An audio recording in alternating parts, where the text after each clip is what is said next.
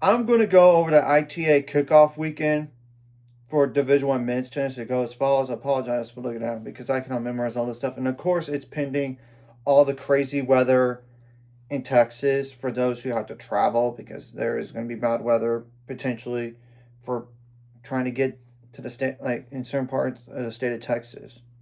Just so you know. And obviously, Baylor and SMU are not part of this because they are co hosting the National Indoor Tournament.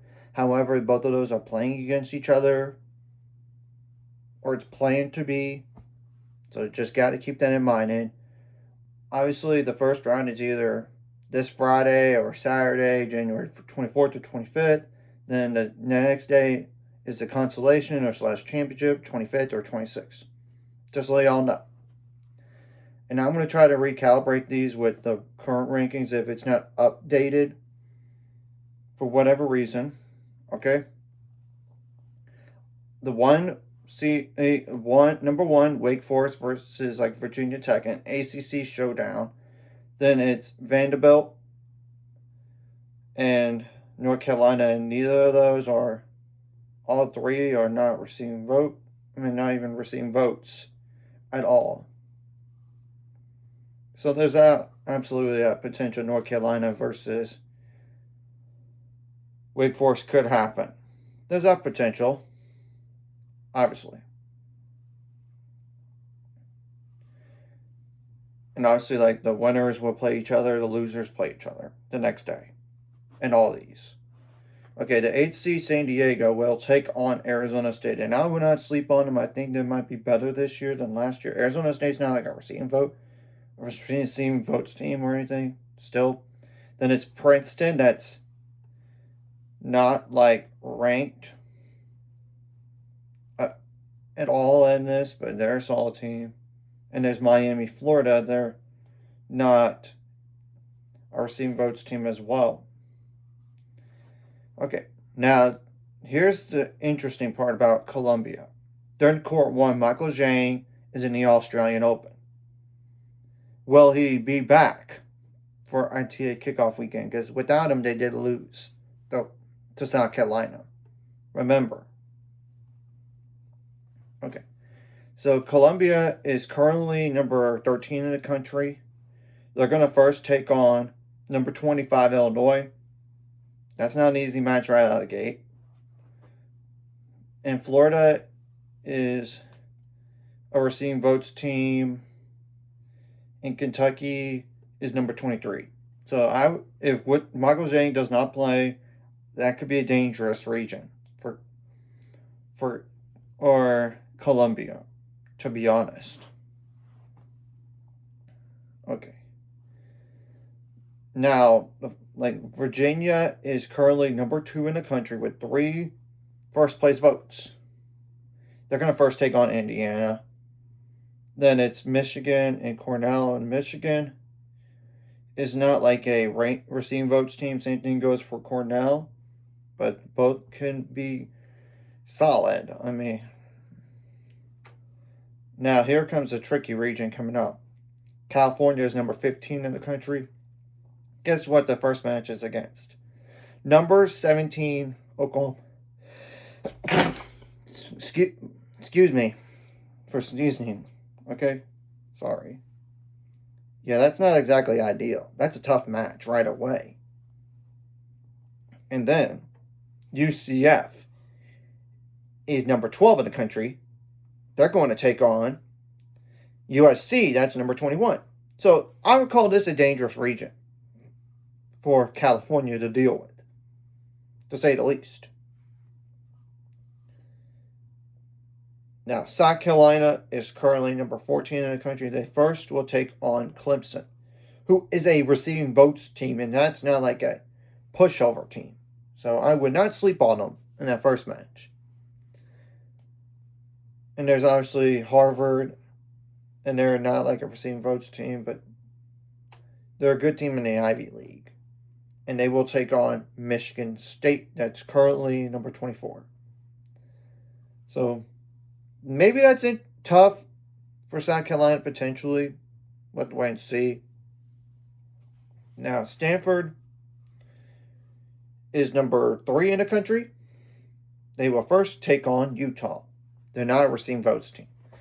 Then there's Rice.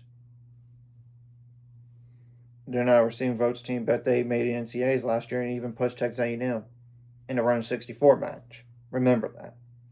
And there's obviously Oregon. They're not a receiving votes team either. So I think Stanford would get through, but you never know. Now, Texas is number 4 in the country. They will take on UNC Wilmington first. Then there's like South Florida, which they're not, aka USF. They're not a receiving votes team. And the same thing goes for Washington as well. I would think Texas would get through, but you never know. There's UCLA, that's currently number 10 in the country. They will take on New Mexico. Then the following match is either UC Santa Barbara or Pacific California. Neither are receiving votes teams, by the way. Now, Arizona is the next host. They're currently number 16 in the country. They will first take on LSU, and that I would not sleep on them. LSU is a receiving votes team in that first match, and that's dangerous. Then the following match is it's either Pepperdine, that's currently number 22 in the country, or Florida State, that's number 20 in the country. That's potentially tough region for Arizona, even though it's at home. Now, Ohio State, they're number 6 in the country. They'll first take on North Alabama, then they'll take on either Purdue or Old Dominion, but I don't think they should have any issues there. Now, NC State's the next host, and they're currently number 9 in the country. They'll first take on number 18, Duke. Yeah, not exactly ideal when it's an ACC opponent. And a very familiar one at that. So that's a tough match out of the gate. Then there's obviously like either Tennessee, which Tennessee's not a receiving votes team and all this, but Texas A&M is a dangerous team at number 11. So I call this potentially an upset region for NC State. Now I'll go over his scores for all these matches in terms of like 4-0, 4-1, 4-3, rare 5-2, or 5-0 on the double clinches, but not like particular score lines in singles and doubles. You have to look at the respective websites. Okay, 2 more regions to go. The next one is Mississippi State, and they're currently number 7 in the country. They'll first take on Santa Clara. Then the next match is either Auburn or Alabama, and neither are receiving votes. Maybe Mississippi State's going to get through, but we have to wait and see. Now, TCU is currently number 5 in the country. They'll first take on Tulsa. Then it's either Georgia, who is a receiving votes team, or Boise State. That's a good team in the Mountain West. Maybe if Georgia advances, they'll give TCU some issues, but I think TCU would win. And honestly, like I said earlier, you never know with the weather, like in terms of getting down to TCU, especially when it's supposed to be bad, potentially. We're going to obviously wait and see what happens for all these results, and whoever wins these matches and wins 2 matches, and they will be headed to the National Indoor Tournament, and we'll have to wait and see where they're projected at, whether it's at Baylor or is it going to be at SMU. So anyways, if you like this content, hit the like, subscribe button. See you guys later on the road to 800 subscribers. Of course, ultimate goal is 1,000 more. So my month this course live video content really helps with YouTube algorithm. Some more people see it. Sharing the videos up as well.